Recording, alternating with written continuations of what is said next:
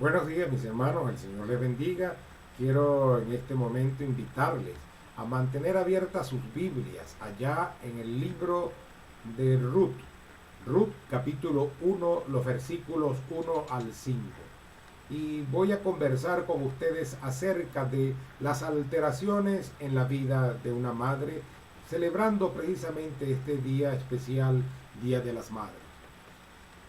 Los tiempos de los jueces, tiempo más o menos en el cual se desarrolla esta historia de Ruth, se caracterizaron por la anarquía y por la infidelidad hacia el pacto con Dios, reflejado en la decadencia moral y en la decadencia espiritual del pueblo de Israel.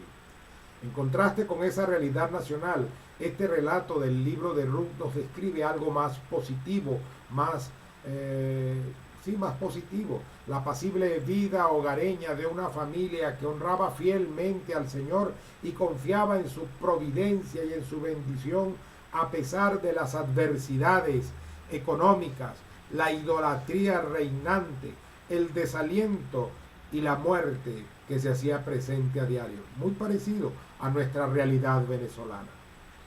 El término clave en este relato es la palabra misericordia. Ruth y Boaz ilustran el significado de la justicia y de la lealtad conforme al pacto en una era en la que, según el libro de Jueces, capítulo 21, versículo 25, cada uno hacía lo que le parecía recto ante sus propios ojos.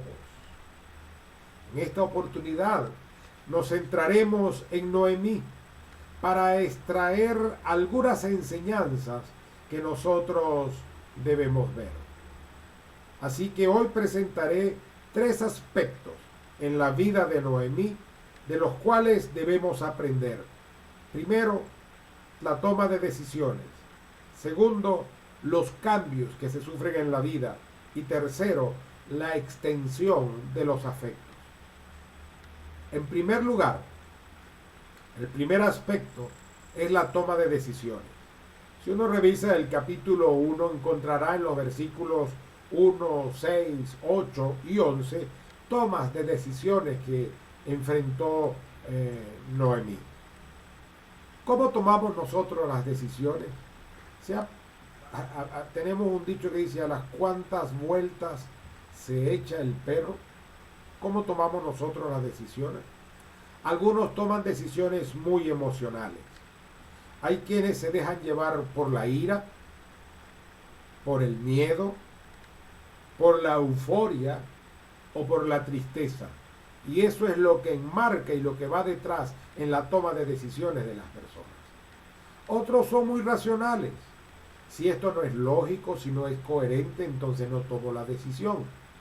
Otros deciden ni por emoción ni por lógica, sino por la opinión de los demás, que le parece a las otras personas que yo debo hacer.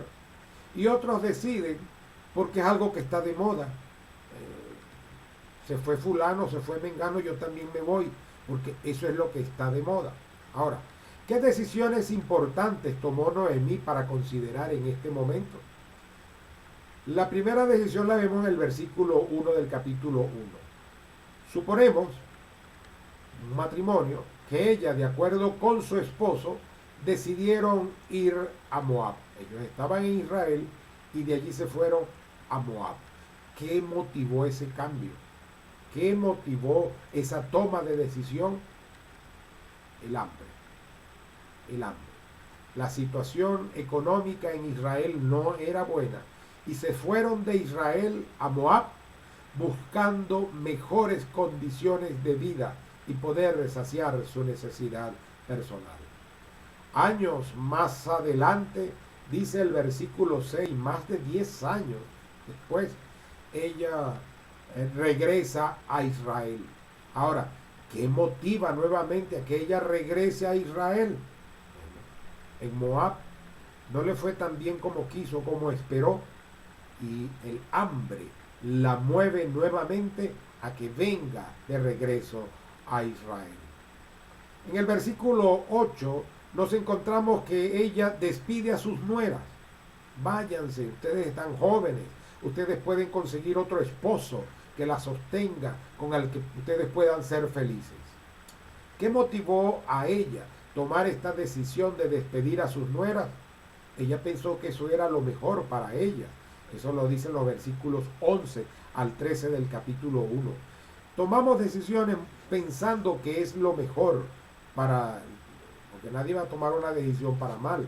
Incluso las malas decisiones que se toman se hacen pensando que de algún beneficio viene a ofrecer.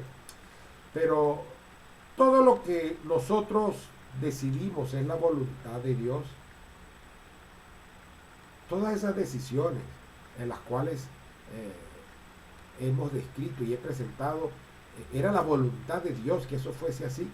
Vamos a revisar algunas cosas. Existe lo que se conoce como la voluntad soberana de Dios o la Bulemai. Ella no requiere la cooperación humana.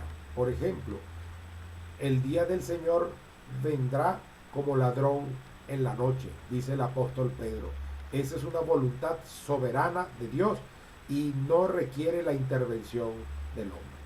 También existe lo que se conoce como el deseo de Dios, la telema de Dios. Y esto es para que el hombre experimente y viva en la voluntad divina. Pero este deseo sí requiere la cooperación del hombre. A este tipo de voluntad es a la cual normalmente los cristianos nos referimos para decir en las iglesias que busque la voluntad de Dios. Por ejemplo, en Mateo 28, los versículos 19 al 20, donde se nos dice, id y haced discípulos, ahí está la telema de Dios, donde Dios nos expresa sus deseos y depende de nosotros en realidad.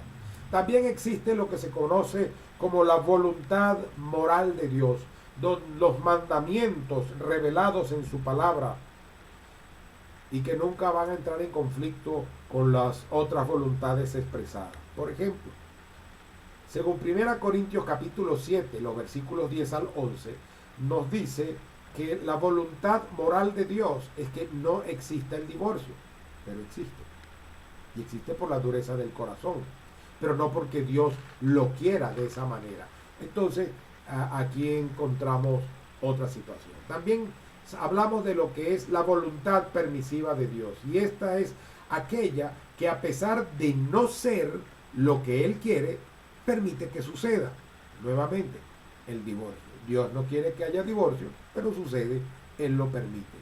Hay un borracho que viene conduciendo un carro y entonces se queda dormido y se estrella, y en el estrellarse mata 2, 3, 4 personas. Esa era la voluntad de Dios. Era la voluntad de Dios que el hombre se embriagara. Era la voluntad de Dios que el hombre se quedara dormido. Era la voluntad de Dios que asesinara a esas personas que estaban allí paradas donde él se estrelló. No. Entonces esto es lo que se conoce como la voluntad permisiva. No lo quiere Dios, pero lo deja pasar, porque son nuestras decisiones las que nos llevan allí.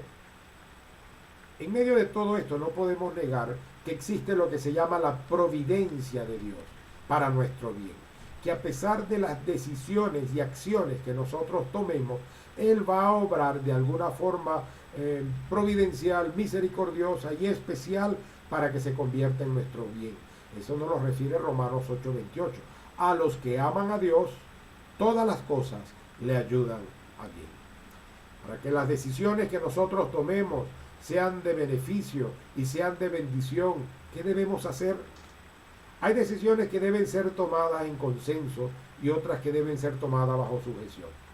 Es normal que en un matrimonio los esposos se sienten a conversar para tomar decisiones y decir, esto lo hacemos. Establecer normas en un hogar no pueden ser impuestas por una de las partes. Tiene que ser el consenso de las dos cabezas del hogar, del esposo y de la esposa, que tomen las decisiones de lo que se va a normar y lo que se va a hacer allí en el hogar. Pero hay otras decisiones en las cuales impera es la sujeción de la mujer al esposo como líder espiritual del hogar, o el sometimiento del esposo porque la esposa está observando algo que uno no lo ve con precisión. Entonces, también esas decisiones deben apuntar hacia el mayor bien o hacia el bien común, al bien familiar. Eh,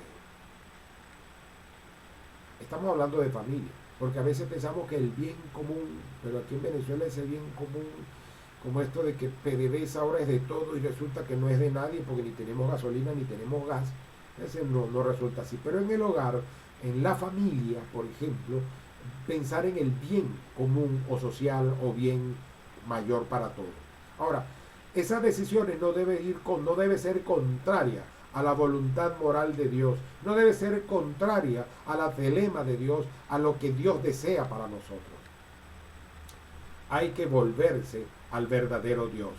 Nos encontramos que cuando ya en el capítulo 1, en los versículos 5 y 16, podemos ver lo siguiente, que tras la muerte de los hijos y del esposo de Noemí, quedaron desamparadas. Y entonces ella decide marcharse, decide irse, regresar a Israel. Cuando regresan, sus nueras le acompañan, ella las despide. Una se va, pero la otra se queda. Y la otra dice, Ruth, respondiéndole, tu pueblo será mi pueblo y tu Dios mi Dios. Para que una decisión sea una bendición y sea de beneficio, tú debes volverte a Dios, tú debes acercarte a Dios para que Él sea la verdadera bendición para tu vida. En segundo lugar, el segundo aspecto son los cambios en la vida. ¿Experimentó Noemí cambios en su vida? Claro que experimentó. Experimentó cambios en su movilidad, porque él estaba en Israel y se fue a Moab. Experimentó cambios sociales, porque fue casada y regresa viuda. Experimenta cambios en sus emociones, en su vida personal, porque dejó a sus hijos enterrados allá en Moab. Así que nosotros vivimos en cambios constantes. Unos cambios son naturales, como los que nos trae la edad, o los cambios de condición que pasamos de soltero a casado o de casado a viudo. Pero no siempre estamos preparados para ello. En la parábola del rico insensato, allá en el capítulo 12 de Lucas, Dios dice que le dice al rico necio, esta noche vienen a pedirte tu alma y lo que has provisto, ¿de quién será? Normalmente nosotros podemos prepararnos para algunas cosas muy circunstanciales. Antes, cuando se podía, teníamos seguros de vida, de HCM, que podrían ayudarnos en el caso de enfrentarnos ante una contingencia de salud. Hoy no existe tal porque no se pueden pagar, porque es un imposible para un venezolano tener un seguro que hay que pagarlo en dólares porque los costos son súper elevados para cualquiera de nosotros. La vida como la quisimos, o como la conocimos, o como la experimentamos, no dura para siempre. No dura para siempre. Noemí salió de una nación a otra casada y con sus hijos y regresa viuda y sin hijos. Debemos enfocarnos entonces ante estos cambios y ante saber de que las cosas no duran para siempre, la salud no dura para siempre. Debemos enfocarnos poniendo nuestra mirada en lo que es en realidad eterno. Dice allá Hebreos 12:2, puestos los ojos en Jesús, el autor y consumador de la fe. Y Romanos 8:18 nos dice que los padecimientos del tiempo presente no son comparables con la gloria venidera. Así que nuestra atención debemos ponerla en lo eterno, en lo que Dios tiene guardado para nosotros. Nunca estamos lo suficientemente preparados para enfrentar los cambios en la vida. Diferentes cambios. Cambios de ciudad, cambios de costumbre. Tú sales de una ciudad a otra y te vas a enfrentar con comidas distintas, con que no encuentras algo. Pongamos que usted se vaya de Venezuela a México, tiene que aprender a comer comida picante. usted hace su propia comida y no usará el picante, pero allá comen picante. En el tiempo que fuimos mi esposa y yo a Chile el año pasado, 3 meses que estuvimos allá, descubrimos que allá no existe, no hay el ají dulce. Los ajíes son picantes. Entonces ese elemento que usamos nosotros en nuestra cocina, allí no lo hay. Los quesos no tienen el sabor que tienen los quesos venezolanos, son insípidos, pero bueno, son cambios allí, cambios en el saludo, cambios en el trato. Me decía una dama allá en Chile que ustedes los venezolanos son más piel, porque bueno, somos diferentes.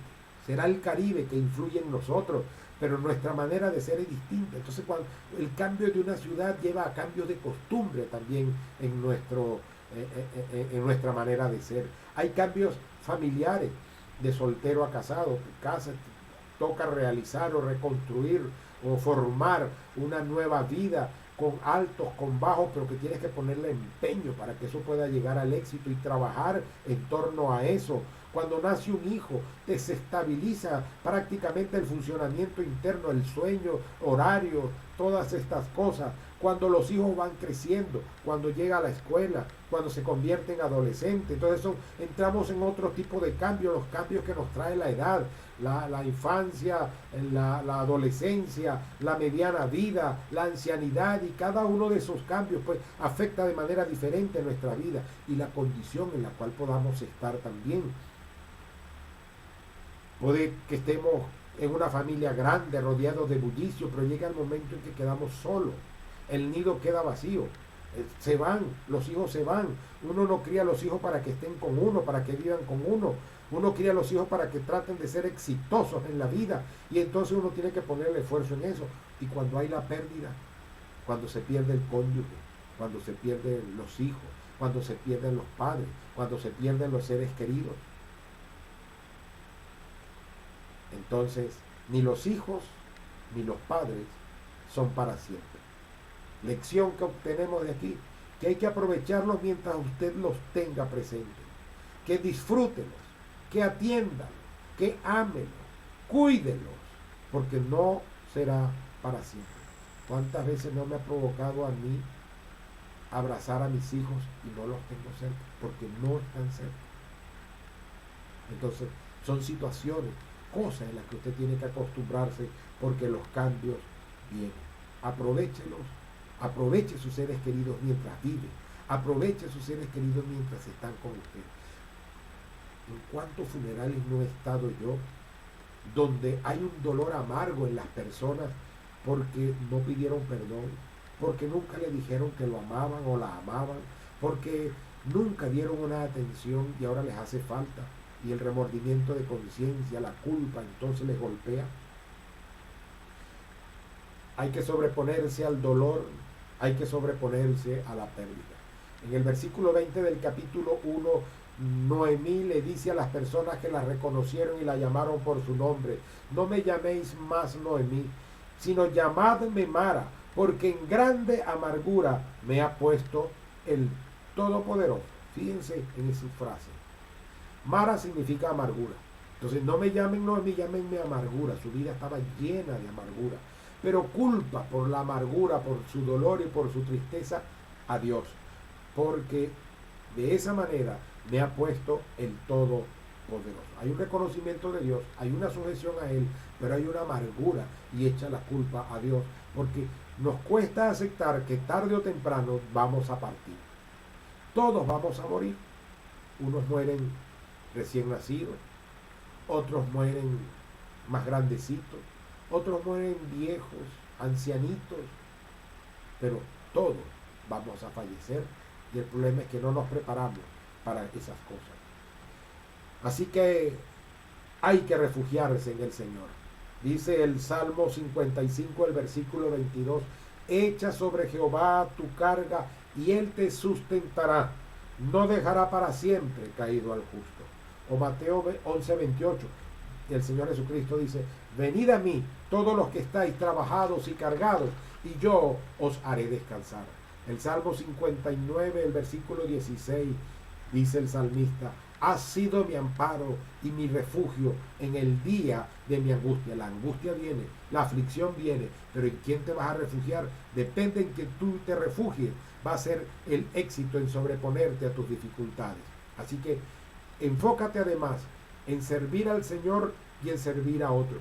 No te centres en tu miseria, no te centres en tus problemas, no te centres en tus propias dificultades. Presta tu vida para servir a Dios y para ayudar a otros. En tercer lugar, el tercer aspecto que podemos encontrar es que nosotros podemos extender nuestros afectos.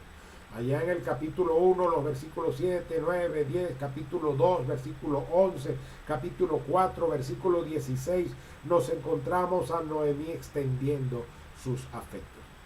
Pero para esto, voy contigo, padre, madre, ¿a quién quisieras tú para que fuese el esposo de tu hija o la esposa de tu hijo? Tú no lo vas a elegir, tú no eres el que se va a casar. Entonces, ¿qué debes hacer? Enseña principios y enseña valores antes que se enamoren, para que tengan los principios y los valores con los cuales tomar decisiones cuando el momento llegue. Dice Proverbios 22:6. Instruye al niño en su camino y aun cuando fuere viejo no se apartará de él. Dales un buen ejemplo.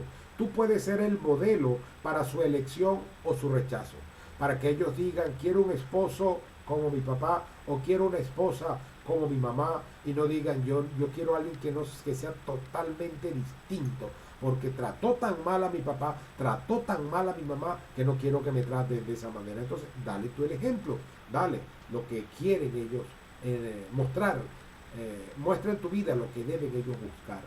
En Tito capítulo 2 nos dice Pablo a Tito, preséntate tú en todo como ejemplo. Entonces tú eres un ejemplo y un modelo que tus hijos van a seguir. Dales buenas herramientas a tus hijos para que ellos hagan una buena elección.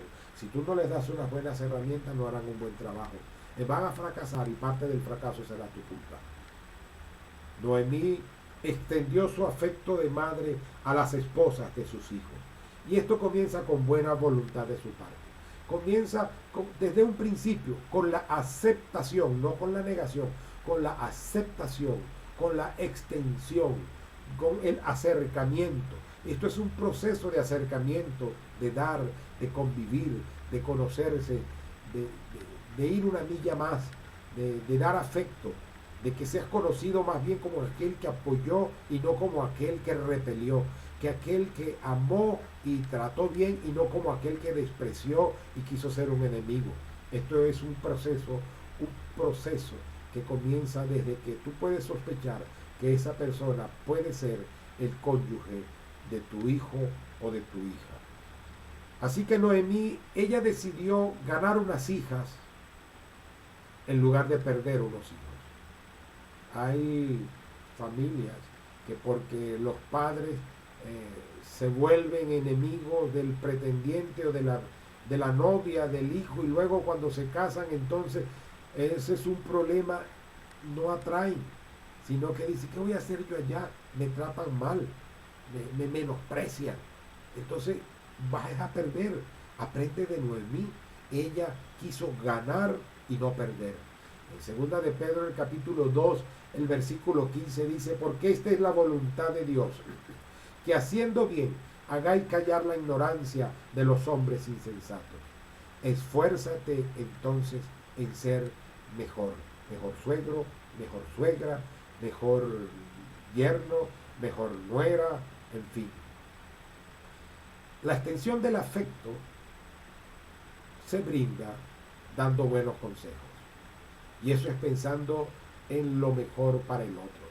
Si usted mira los versículos 12 y 13 del capítulo 1, Noemí le está diciendo a las nueras, a las esposas viudas de sus hijos, ustedes pueden volver a casarse. Ella piensa desde su óptica que eso es lo mejor que le podía suceder a ella. Hay buenos consejos que surgen de buenos deseos. Cuando Noemí decide irse, ella le dice en el versículo 9 del capítulo 1 a sus nueras, os conceda Jehová que halléis descanso para cada una en casa de sus maridos. Buenos deseos. buenos deseos, buenos consejos. Consejos que sean conforme al deber ser, porque a veces los consejos son contrarios a la voluntad de Dios. A veces nuestros consejos son para beneficio mío personal y no para el beneficio del otro. Entonces, consejos como el debe ser, como por el deber ser. En este caso, luego que ya Noemí se va acompañada con Ruth a Israel, ella saca a florecer una ley que existía y que está reflejada en los capítulos 25 y 27 de Levítico, que es conocida como la ley del Redentor o la ley del Goel, en la cual el pariente más cercano podía operar a favor de la otra persona, a favor del pariente o de su familia, de su propiedad, pero siempre dentro del círculo familiar, para recuperar o para conservar una propiedad, para adquirir la libertad del pariente que debido a deudas había sido puesto en servidumbre o en esclavitud, o para ejercer la venganza incluso, o para levantar la descendencia del pariente fallecido. Entonces, de esta manera, ella saca a relucir esa ley y aconseja a su nuera Ruth. El afecto puede trascender la sangre y las generaciones. Hay personas que quieren a otras personas como sus hijos, aunque no son sus hijos. Podemos encontrar que Pablo se refiere de Tito y de Timoteo como sus hijos. Hay personas que pueden querer a niños como si fuesen sus nietos, y hay niños que pueden querer al adulto como si fuese su padre o si fuese su abuelo, sin necesidad de que haya lazos de sangre o biológicos allí. Recuerdo a mi hermana Elba de Rondón, ya con el Señor, hermana muy querida, me quería mucho, y el día que ella falleció, yo llego a la funeraria y salen a mi encuentro dos de sus hijos y me dicen: llegó el hijo putativo. Sorpresa para mí que los hijos lo dijeran, y era porque ella les había dicho que tenía un afecto hacia mí como si yo fuese uno de sus hijos. Entonces, ¿cómo veo yo esto acá? Bueno, si usted vamos al capítulo 4, los versículos 16 al 17, luego de que Ruth se casa con Boaz y tienen aquel niño, dice que Noemí tomó al niño, lo puso en su seno y fue su ama. Y las vecinas le decían: un hijo le ha nacido a Noemí. Este niño, quien le pusieron por nombre Obed, y cuyo nombre significa siervo de Dios, no era de la sangre de Noemí. Pero Noemí, por esa misma ley del Redentor o del Goel, pasa a ser legalmente la abuela. Obed pasa a ser legalmente nieto de Noemí y heredaría todo lo que pertenecía a su hijo Maclón. Y entonces por eso le dice que fue su ama, porque él pasó a ser suyo, su pertenencia. No importa que no lleve la sangre, Obed pasó a llenar un vacío en la vida de Noemí. Jesucristo allá en la cruz del Calvario le dijo en Juan 19, 26 al 27 a María su madre: mujer, he ahí tu hijo, señalando al discípulo amado a Juan, y a Juan le dijo: he ahí tu madre.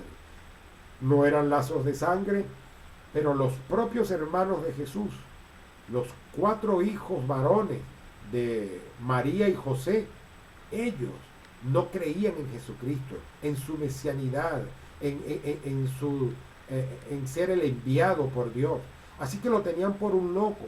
Es luego de la resurrección de Cristo cuando surge la conversión de ellos, y luego escriben textos en la Biblia como el libro de Santiago o la carta de Judas, y sabemos que Santiago o Jacobo, que es el nombre hebreo, él llegó a ser el pastor de la primera iglesia cristiana allí en Jerusalén. Entonces, los afectos pueden ser más allá de los lazos de sangre. Para concluir, hoy les he compartido sobre 3 aspectos en la vida de una madre. Esta madre es Noemí, de los cuales nosotros podemos asimilarlos y aprenderlos. La toma de decisiones, cómo tomamos las decisiones en nuestras vidas. Segundo, los cambios en la vida, no todo es para siempre. ¿Estás preparado para enfrentarlo? ¿A quién vas a recurrir cuando el dolor y la tristeza llega a tu vida? O la extensión de los afectos. podemos querer más allá de nuestros seres de sangre, porque podemos querer genuinamente, con amor sincero y con amor sano, a personas que no son de nuestra sangre y donde nosotros podemos depositar aquel afecto que pueda estar estancado y que no encontramos salida para darle. Así, en este momento,